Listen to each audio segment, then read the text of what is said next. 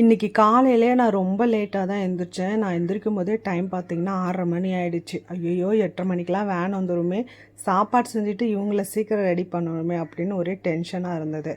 எப்போவுமே லேட்டாக எழுந்திரிச்சா நான் ஃபஸ்ட்டு செய்கிறது வந்து ரசம் சாப்பாடு தான். அதுவும் இல்லாமல் அது விரும்பியும் நல்லா சாப்பிட்ருவாங்க.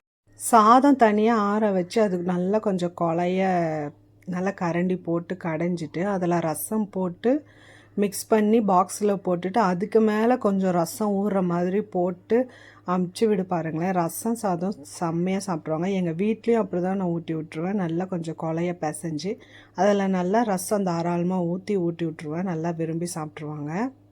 நம்ம அப்படியே டிஃபன் பாக்ஸுக்கு சாப்பாடும் ரசமும் போட்டு மிக்ஸ் பண்ணி கொடுத்து அமிச்சோன்னா பார்த்தீங்களேன், சாதம் வந்து ரசத்தில் ஊறி எப்படி சொல்கிறது, வர வரையாக ஆகிடும். தொண்டையில் குழந்தைங்களுக்கு சிக்கிற மாதிரி ஆகிடும். அது கொஞ்சம் டைம் ஆனாலும் இந்த மாதிரி கொஞ்சம் ஆற வச்சு நல்லா கரண்டியில் கடைஞ்சி கொடுத்து பாருங்கள். தொண்டையில் அதிகமாக சிக்காது, நல்லா விரும்பி சாப்பிடுவாங்க.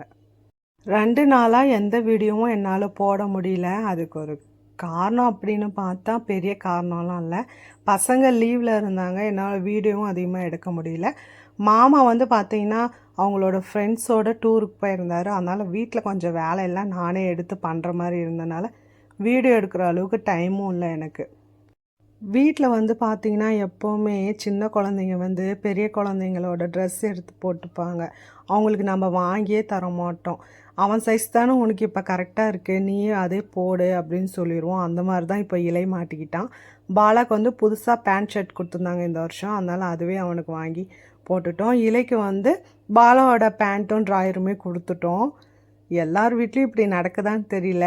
எங்கள் வீட்டில் நானும் என் தங்கச்சியும் அப்படி தான் இருந்தோம். மோஸ்ட்லி நிறைய ட்ரெஸ் வந்து என் தங்கச்சி தான் போட்டு யூஸ் பண்ணால். இப்போ வந்து பாலாவுக்கு இந்த யூனிஃபார்ம் புதுசாக கொடுத்தனால இலைக்கு பழைய யூனிஃபார்ம் கொடுக்குற மாதிரி ஆயிடுச்சு. அதுக்காக அவங்களுக்கு ட்ரெஸ்ஸே வாங்கி தரமாட்டோம் அப்படின்லாம் இல்லை. ட்ரெஸ் எல்லாம் எப்படி போல் பர்த்டே இல்லை நார்மலாக புது ட்ரெஸ் எடுக்கும்போதோ, தீபாவளி, பொங்கல், நியூ இயர் இந்த மாதிரி ட்ரெஸ் எடுக்கும்போதெல்லாம் அவங்களுக்கும் எடுத்து தருவோம்.